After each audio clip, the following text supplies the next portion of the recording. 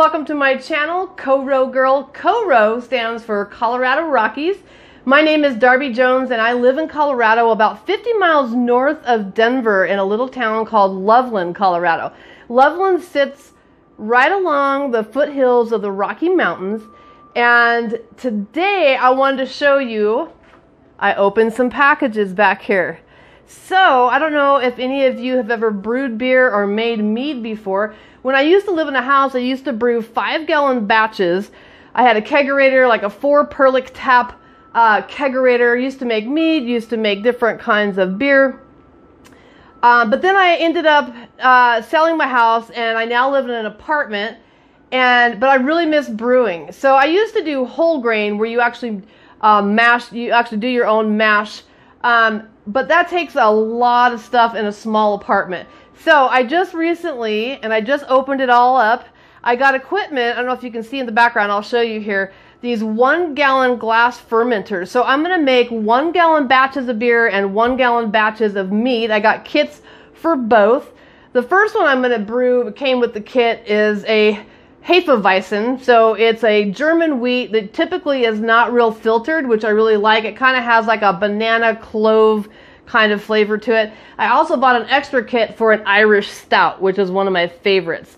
And then again, I've got, like I said, I have the a mead making kit as well. So let me show you some of my equipment, but I just kind of wanted to put a teaser out there. I'm going to vlog the process for doing that. I'm not quite ready to start yet. There's a couple things that didn't come with the kit that I want to get. One being a blow-off tube, because I know that my Hefeweizen usually, the yeast is really active, and so it usually foams over. So I want to get a blow-off tube. I need to get a little thief, and maybe look into getting a tiny siphon. We'll see. So anyways, let me show you what I got. All right, so the first thing is this kettle here. So these are 1-gallon batches we're going to be making. So this is a 2-gallon kettle, because you want to have enough headspace, airspace above that, like a whole gallon, because otherwise it can boil over. So I got that tiny little 2-gallon kettle. And then here are the glass fermenters. So let me take this tubing off. That's for draining it off later for bottling it. But here's my 1-gallon. It came with, has a bung and a little airlock there. I ordered this through Craft Brewing.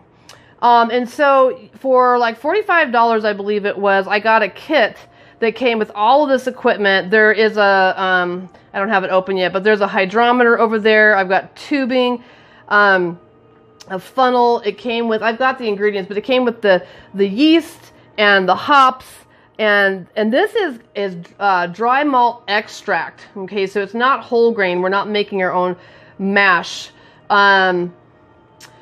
But that's all in the refrigerator right now. So everything that you need, there's a couple little things that I still want to buy just because I used to brew bigger batches. But I also got this mead making kit here, and it's going to be the same thing. I haven't opened it yet, but it's going to have its own 1-gallon fermenter. And mead is honey wine, so that is just water, yeast, and honey. That's a traditional mead. I do like to mess around with melomels, and a melomel is a mead where you incorporate different fruits into that too. So we'll mess around with that. Now this kit came with a recipe for Hefeweizen, like I was talking about before, and it's a really light beer, but it's kind of like a banana-y clove kind of unfiltered beer, real light, really good. But then one of my favorites is an Irish stout. So I bought an extra kit for that. The individual kits are like, don't quote me, I think it was only like $15. But then I was able to get all of my Star San, so sanitizing product. PBW, that's when you clean out, everything after you're done brewing, so you can really sterilize your fermenters and whatnot. It even came with a little thermometer that you can stick on to your fermenter there. And then I'm going the route, because when I first started brewing years ago, bigger batches, I used to bottle, and I had like a capper, where you could bottle it with bottle caps. But I ended up giving that away once we went to doing corny kegs, 5-gallon corny kegs, and then we used CO2 to carbonate it. So I don't have any of my bottling stuff anymore. So I chose to get, I've got 3 more boxes of these to get these flip top bottles. And that's what I'm going to do my mead and my beer into. So they can carbonate. I do like to carbonate my mead. I do like still mead, but I do like to carbonate. So there's all of my equipment. Okay, so stay tuned. I'm not quite ready to start brewing yet, but I do want to vlog kind of step by step the whole process, because it's kind of a science and it's really, really fun. So I'm super excited. If you guys like what you see, check out some of my other videos. I also like to do what I call hike-abouts here in Colorado, just kind of taking you on some nature walks, some beautiful drives in the mountains.